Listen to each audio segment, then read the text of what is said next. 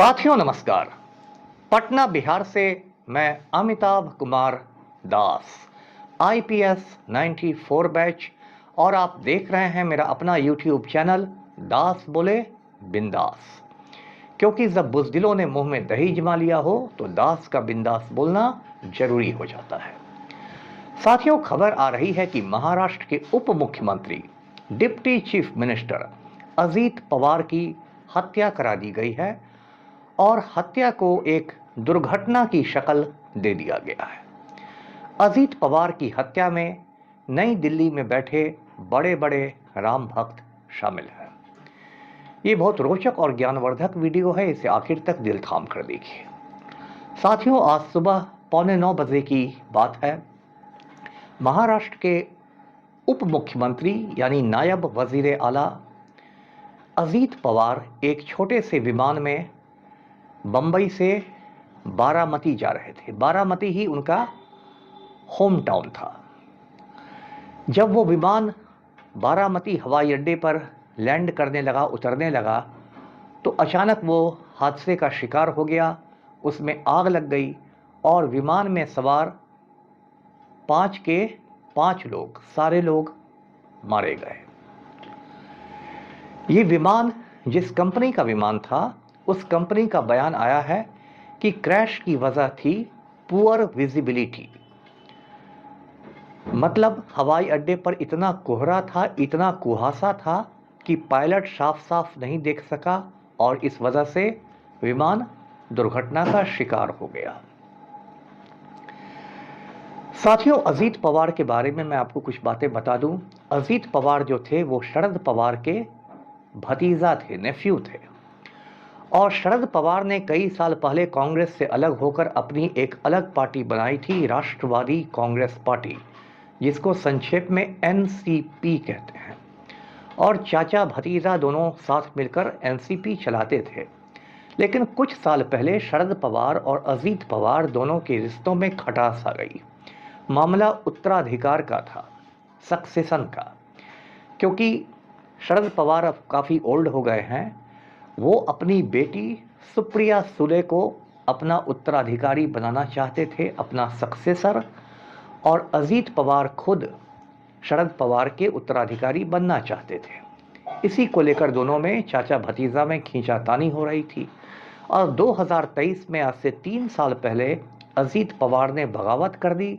अपने कई साथियों के साथ उन्होंने एनसीपी को तोड़ दिया, अपना एक अलग एनसीपी बना लिया और वो बीजेपी शिवसेना का जो अलायंस है महाराष्ट्र में, भाजपा शिवसेना गठबंधन, उसके साथ जुड़ गए।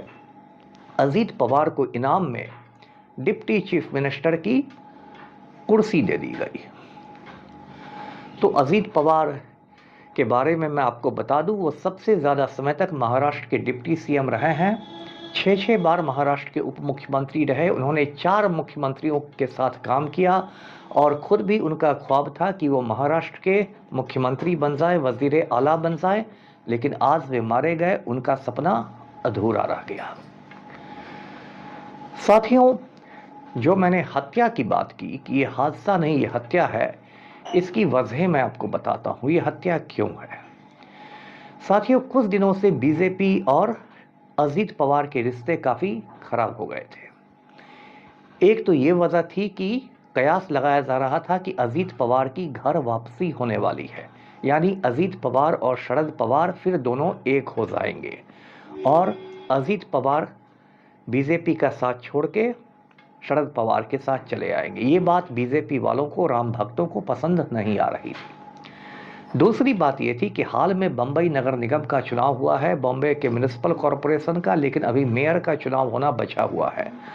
और बीजेपी अपने किसी आदमी को मेयर की कुर्सी पर बैठाना चाहती थी बंबई में, लेकिन अजीत पवार बीजेपी का साथ देने को तैयार नहीं थे। अब बॉम्बे म्युनिसिपल कॉरपोरेशन का जो बजट होता है वो सैकड़ों करोड़ों का होता है। तो बीजेपी की नज़र थी मेयर की कुर्सी पर और अजीत पवार का साथ नहीं मिल रहा था, तो बीजेपी वाले खफा हो गए। तीसरी बात थी कि ये जो अजीत पवार थे, ये काफ़ी करप्ट आदमी थे, बहुत भ्रष्ट आदमी थे। और 2009 में इन्होंने विदर्भ में एक बहुत बड़ा सिंचाई घोटाला किया था, इरिगेशन स्कैम, कई हजार करोड़ों का। एक समय नरेंद्र मोदी घूम घूम के कहते थे कि अजीत पवार ने महाराष्ट्र को लूट लिया है, मैं इसको जेल भेजूंगा। लेकिन जब अजीत पवार मोदी के साथ हो लिए तो फिर इनकी सारी फाइलें बंद होने लगी, इनको क्लीन चिट मिलने लगा। अब जो बड़े बड़े राम भक्त बैठे हुए हैं नई दिल्ली में, वो चाहते थे कि अजीत पवार ने तो इतने हज़ारों करोड़ रुपए लूट लिए, तो उसमें राम भक्तों का भी कुछ शेयर बने, कुछ हिस्सा देश के वरिष्ठ राम भक्तों को भी मिले। तो इसके लिए अजीत पवार पर दबाव डाला जा रहा था और अजीत पवार तैयार नहीं हो रहे थे।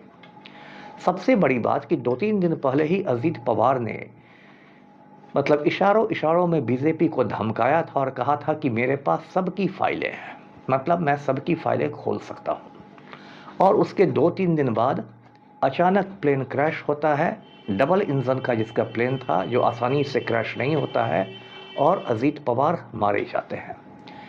तो अब इसको देख के पूरे हिंदुस्तान में चर्चा है। जो पश्चिम बंगाल की सीएम है ममता बनर्जी, उन्होंने मतलब खुलेआम कह दिया कि ये कुछ इसमें साजिश की बू आ रही है, कुछ इसमें गड़बड़ हुआ है। और सोशल मीडिया पर भी इस तरह लोग लिख रहे हैं। लोगों को याद आ रहा है कि पिछले साल ही जून महीने में अहमदाबाद में एक प्लेन क्रैश हुआ था एयर इंडिया का, उसमें विजय रूपाणी मारे गए थे, जो गुजरात के पूर्व मुख्यमंत्री थे, साबिक वजीर आला थे।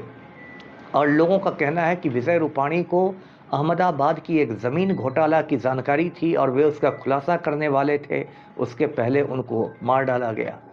इसी तरह 2021 में एक हेलीकॉप्टर क्रैश हुआ था जिसमें जनरल विपिन रावत मारे गए थे, जो सीडीएस थे, चीफ ऑफ डिफेंस स्टाफ थे।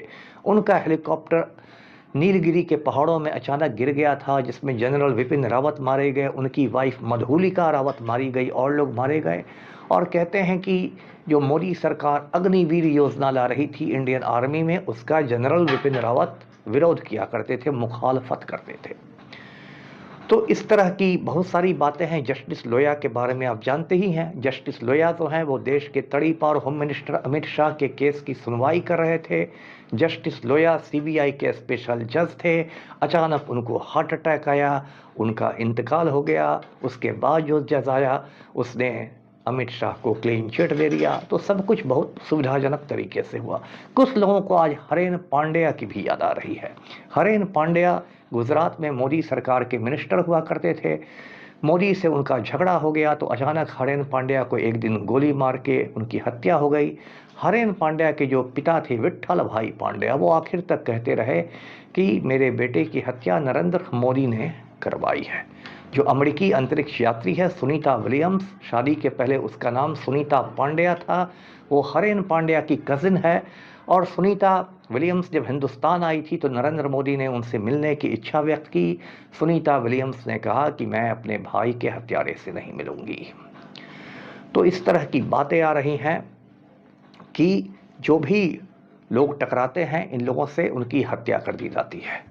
तो आप समझ रहे होंगे कि अजीत पवार की हत्या किन लोगों ने करवाई है। ये डिप्टी चीफ मिनिस्टर थे, खुद वीआईपी थे। अब उनकी हत्या कोई टुटपुजिया आदमी तो नहीं करा सकता।